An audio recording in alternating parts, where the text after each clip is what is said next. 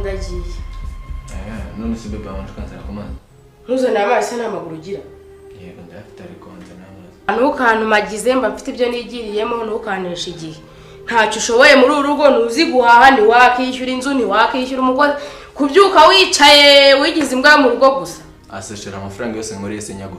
Amafaranga se burabuntu butanagurira umuntu inkweto nziza yo kwambara n'amafaranga. Nase kariyo mba nakore ujya nzane nako. Wakuye amaboko mu mufuko gashaka ibindi byo gukora. Ninde uzafika naranje akaguha akazi ko gukora.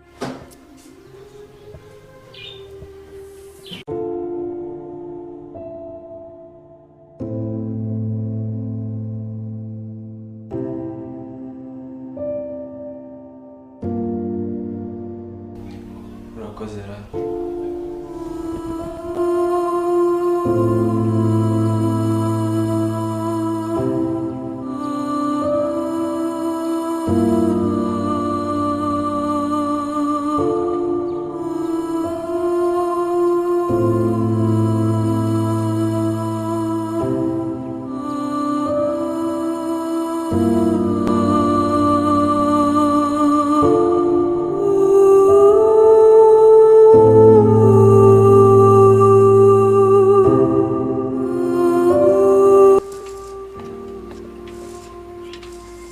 Yo bro, umbase. Urabona ko nagakwiye cyose. Nabonye nta n'ikwe dufite naki.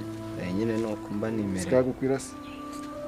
Ndabona kankwira reko. Yo nakagakwiye cinari bwambara n'iki kwa gatatu noneho zandebe dupanga business sibyo se. Nari webwo kwa gatatu nzakugeraho. Yo na pole musaza.